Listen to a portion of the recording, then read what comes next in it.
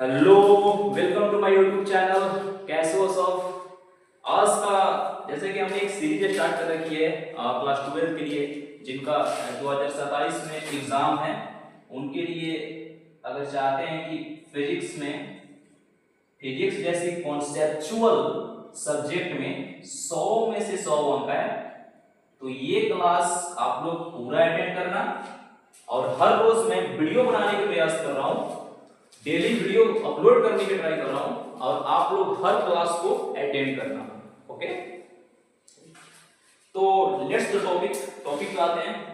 कल हमने आवेश के बारे में बताया था, जैसे कि ये हम स्थिर वैद्युति यूनिट 1 जो ये चैप्टर स्टार्ट हुआ इलेक्ट्रोस्टैटिक्स का, हमने कल आवेश के बारे में बताया था, वो चार्ज के बारे में कि आवेश होता क्या है। और जिन्होंने कल का वीडियो नहीं देखा है, और पहले आप उस वीडियो को जाकर देखो, उसके बाद ये सेकंड वीडियो जाकर देखना।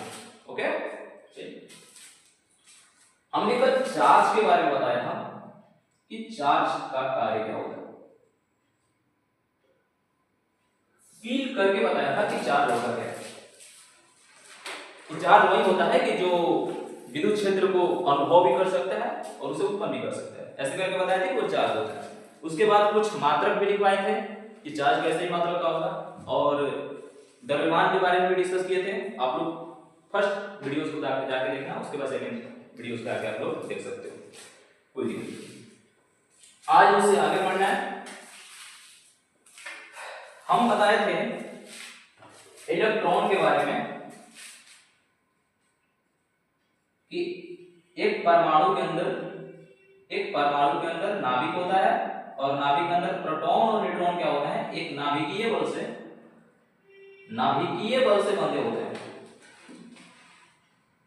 और इलेक्ट्रॉन क्या होते हैं, नाभिक के चारों तरफ चक्कर लगाते हैं। अगर आप लोग क्लास 11 बिल्कुल भी नहीं किए हो तो कोई दिक्कत नहीं है, बस क्लास को आप लोग रेगुलर अटेंड करो। अब इसमें ये बताया थे कि इस चैप्टर में इलेक्ट्रॉन सबसे ज्यादा इंपॉर्टेंट रहने वाला है।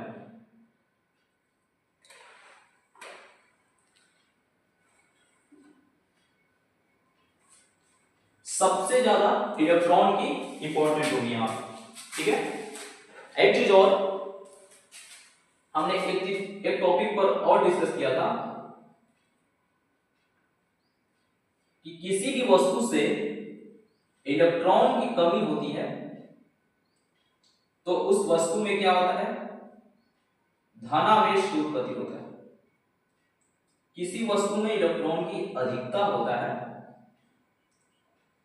इलेक्ट्रॉन की अधिकता होगा तो उस वस्तु में ऋण आवेश होगा।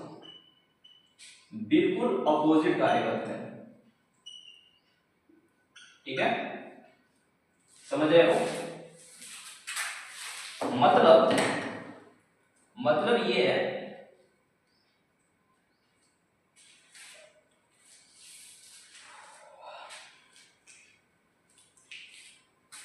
कोशिश करना।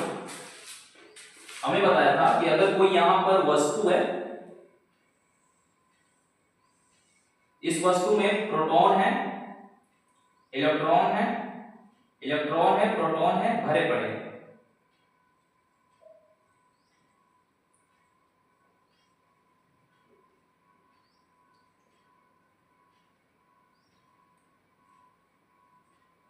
अब मैंने क्या किया, इस वस्तु से एक इलेक्ट्रॉन को बाहर निकाला, तो फिर इस वस्तु में क्या होगा, इलेक्ट्रॉन को हमने एक वस्तु से बाहर निकाला है तो उस वस्तु में धनावेश की उत्पत्ति होगी,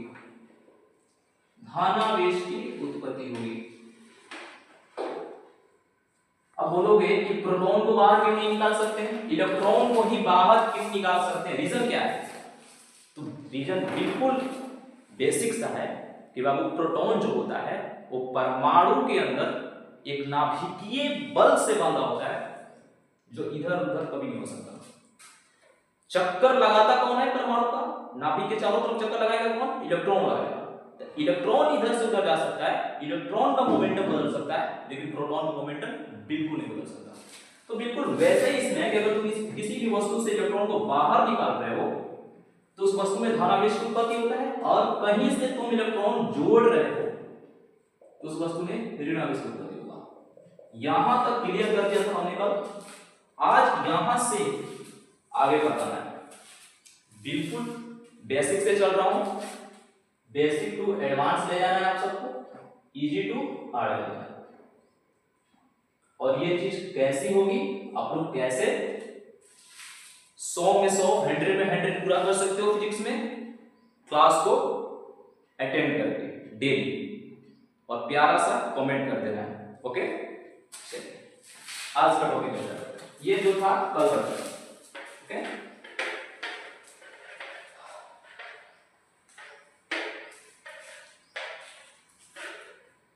आज का टॉपिक रहने वाला है हेडिंग बनाना, आकर्षण यानी अट्रैक्शन,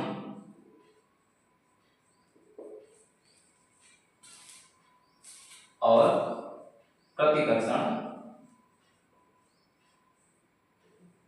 यानी रिपल्सन। मैंने एक अलग से इसका वीडियो बना के यूट्यूब पर अपलोड किया है, उसको भी जाकर देख सकते हो, क्योंकि यहाँ बिल्कुल अच्छे से समझो बेसिक से। ओके, आकर्षण और प्रतिकर्षण क्या होता है? आकर्षण और प्रतिकर्षण क्या होता है?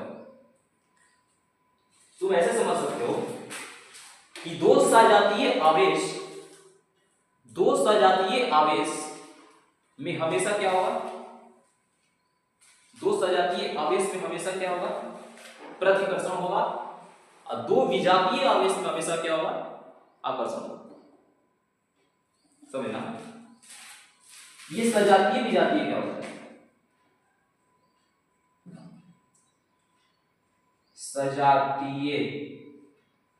सजातीय के मतलब होगा एक जात, ऐसे लिखो, सजातीय आवेश। सजातीय आवेश के मतलब होगा एक जात का आवेश। मतलब यह है कि अगर यहां पर धनावेश है, यानी बोले तो यहां पर क्या है? धनावेश है, तो इसके साथ भी क्या रहेगा? धनावेश ही रहेगा। यहां पर ऋणावेश है,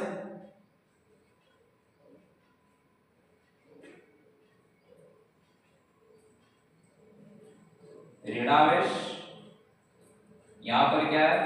ऋणावेश। फिर क्या होगा? दोनों में मोमेंटम क्या होगा?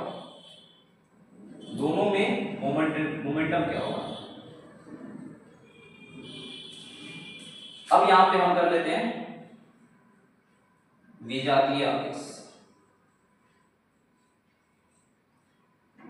विजातीय आवेश,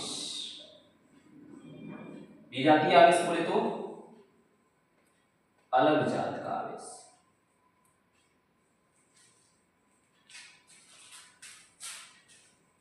अलग जात का आवेश, दोनों में मोमेंटम क्या होगा? अच्छे से समझना, यहां पर अगर धनावेश है और यहां पर ऋणावेश है, दोनों एक जात के नहीं है, समझ सकते हो? यहां पर माइनस है और यहां पर प्लस है, मतलब यहां पर ऋणावेश है और यहां पर क्या है? धनावेश है। नीचे जाओ, तो फिर क्या होगा? इसका मोमेंटम क्या होगा?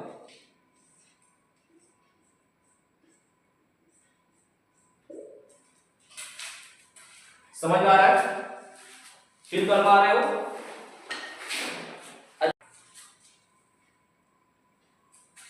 देखिए हमने क्या रखा है?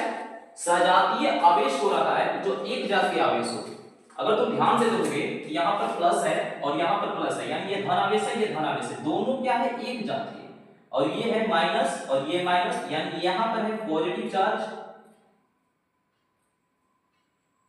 पॉजिटिव चार्ज है, और यहाँ पर क्या है? निगेटिव चार्ज है।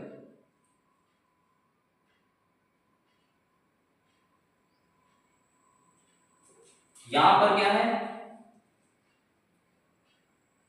पॉजिटिव प्लस में क्या है, निगेटिव। यहां पर क्या है, निगेटिव प्लस में क्या है, पॉजिटिव है। अगर दो एक समान सजातीय आवेश रहेंगे तो उनमें क्या होगा, आकर्षण होगा या प्रतिकर्षण होगा। दो अलग अलग विजातीय आवेश रहेंगे तो उसमें क्या होगा, आकर्षण होगा या प्रतिकर्षण होगा। तो हमेशा याद करना कि अगर दो एक समान के आवेश रहेंगे, दो सजातीय आवेश रहेंगे, उनमें एक भयंकर प्रतिकर्षण होगा और भयंकर प्रतिकर्षण होने के कारण वो दोनों आवेश एक दूसरे से क्या होंगे, दूर जाएंगे। एक दूसरे से क्या होंगे, दूर जाएंगे। मतलब ये है कि अगर यहां पर धनावेश समझना और इसके साथ कोई अटैच हो गया धनावेश, तो ये क्या होगा, ये एक दूसरे से क्या होंगे, दूर जाएंगे। क्या जाएंगे, दूर जाएंगे। ठीक है, एक दूसरे से दूर जाएंगे।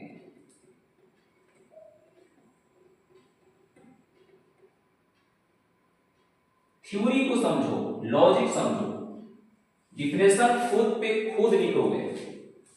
हमने क्या किया कि अगर दो सजातीय आवेश, दो एक समान के आवेश आपस में टॉर्च होंगे तो एक दूसरे से क्या होंगे, दूर होंगे। समझ रहे हो। सिमिलरली मैंने यहां पर माइनस रखा है, ऋण आवेश, और यहां को हमने यहां पर अटैच किया इन दोनों को।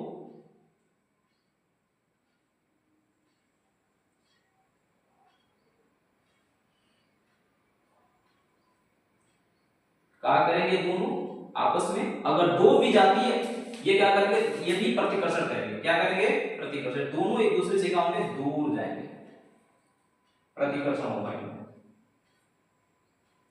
समझ में आ रहा है, प्रतिकर्षण होगा।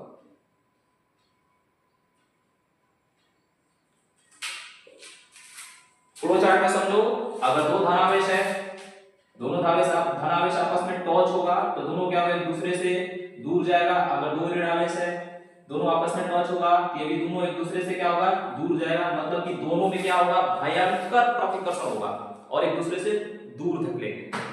क्लियर। अच्छा, विजातीय आवेश में क्या होगा, अगर दो अलग अलग आवेश हैं, मतलब एक प्लस है एक माइनस है, तो इनमें क्या होता है कि अगर ये दोनों आपस में टच करेंगे, मतलब प्लस और माइनस आपस में टच करेंगे, तो टच करने के कारण क्या होगा, आकर्षण होगा। आकर्षण होने तो क्या, अपने पास खींचेगा। क्या करेगा, अपने पास खींचेगा। समझ रहे हो। वैसे ही अगर माइनस रहेगा प्लस रहेगा तो ये भी क्या होगा, इनमें भी क्या होगा, माइनस है टच करेगा प्लस में, ये अपने पास खींचेगा, इनमें भी क्या होगा, आकर्षण होगा। क्लियर हो रहा है। लॉजिक समझ रहे हो, लॉजिक समझ रहे हो। लॉजिक समझना काफी, खुद खुद डिफिनेशन तुम लोग लिख दोगे, रटने की कोई जरूरत नहीं है। इस लॉजिक को समझे हो, बोलो। होप कि इसको तुम लोग अच्छे से समझोगे। ठीक है, ये तो था प्रतिकर्षण और आकर्षण में मोमेंटम। हमने प्रतिकर्षण और आकर्षण में मोमेंटम देखा है। अब थोड़ा सा सोचो, क्या होगा कि अगर कोई एक आवेश है और उसके साथ कोई एक अनावेशित वस्तु है। अनावेशित वस्तु के मतलब क्या होगा, उसमें आवेश नहीं है, आवेश जीरो है, आवेश नेट है, आवेश नेट है। तो फिर क्या होगा, बताइए। इसको समझ, इस लॉजिक को समझ गए होंगे। आगे देखते हैं इसमें कि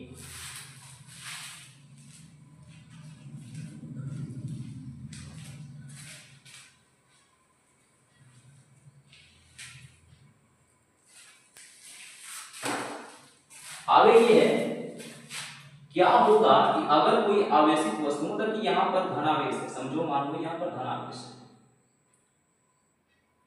यानी ये प्लस है, अब हमने क्या किया कि इस धनावेश को अटैच किया है, किसके साथ अटैच किया है, समझना, किसके साथ अटैच किया है, तो हम एक अनावेशित वस्तु के साथ अटैच किया। मतलब ये है कि कोई आवेशित वस्तु, धनावेश है तो ये जरूर है आवेशित वस्तु, आवेशित वस्तु है, और आवेशित वस्तु के साथ एक अनावेशित वस्तु को रख दोगे तो फिर क्या होगा, इसमें क्या होगा, प्रतिकर्षण होगा या आकर्षण होगा, क्या होगा इसमें। तो हमेशा याद करो, समझ लो कि अगर कोई आवेशित वस्तु है और इसको अनावेशित वस्तु के साथ रखते हो, अनावेशित वस्तु का मतलब ये होगा कि यहाँ इसमें कोई आवेश नहीं, आवेश क्या है, नेट है, नेट आवेश है, आवेश यहाँ पे नेट है, समझ रहे हो। अभी नेट आवेश के बारे में और अच्छे से डिस्कस करेंगे आने वाले में। ये समझो कि अगर आवेशित वस्तु है, अनावेशित वस्तु के साथ रखोगे तो इनमें जो होगा, ये प्लस है तो हल्का क्या होगा, हल्का आकर्षण होगा, क्या होगा, हल्का आकर्षण होगा। हमेशा याद रखना कि अगर कोई आवेशित वस्तु है अनावेशित वस्तु के साथ रखोगे तो उसमें क्या होगा, हल्का आकर्षण होगा, समझे, हल्का आकर्षण होगा। समझ पा रहे हो चीजों को।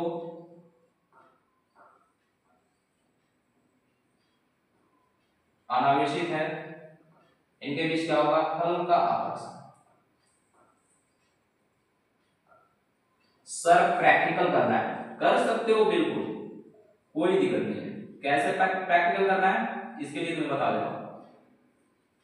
तुम्हें क्या करना होगा कि कागज के टुकड़े को लेना होगा, कागज के टुकड़े को लेना होगा, और कागज का टुकड़ा क्या है, अनावेशित है, और तुम्हें क्या करना है, किसी वस्तु को रगड़ के, किसी वस्तु को रगड़ के आवेश पैदा कर देना उसमें, और फिर उस, मान लो कि मैंने यहाँ पर किसी वस्तु को रगड़ा और इसके पास ले जाओगे तो ये हल्का आकर्षण होगा, क्या होगा, हल्का सा आकर्षण होगा। कागज का टुकड़ा क्या होगा, उस वस्तु में टच करेगा, हल्का आकर्षण होगा। समझ पा रहे हो, समझ पा रहे हो, ठीक है। तो हमने आज क्या समझा, देखो कि अगर कोई, हमने अट्रैक्शन और रिपल्शन में क्या समझा, अट्रैक्शन और रिपल्शन में क्या समझा हमने, थोड़ा सा रिवीजन करो कि यहाँ पर क्या होगा, इसमें अगर विजातीय आवेश होंगे, विजातीय आवेश का मतलब ये होगा दो अलग अलग आवेश, प्लस है तो माइनस है, तो इसमें हमेशा क्या होगा, हमेशा क्या होगा, अट्रैक्शन होगा। इसमें क्या होगा, दो एक समान के आवेश होंगे, प्लस प्लस है, माइनस माइनस, तो हमेशा क्या होगा, प्रतिकर्षण होगा। रिपल्शन का मतलब क्या होगा, प्रतिकर्षण। थ्योरी को समझ रहे। फिर हमने क्या बताया कि अगर कोई आवेशित वस्तु है, आवेशित वस्तु है और उसको अनावेशित वस्तु के साथ रखते हो तो फिर क्या होगा, तो आवेशित वस्तु को अगर अनावेशित वस्तु के साथ रखते हो तो उसमें क्या होगा, हल्का, हल्का क्या होगा, हल्का आकर्षण होगा, समझे, हल्का आकर्षण होगा। क्लियर, होप कि सबका क्लियर होगा। तो डेली वीडियो आएगी, डेली अटेंड करना है, ठीक है, रिवीजन करते रहना है। Thank you all of you. और नोट्स बनाना, आज ये थ्योरिकल था, कल से डिफिनेशन टाइप करेंगे होगा, ठीक है।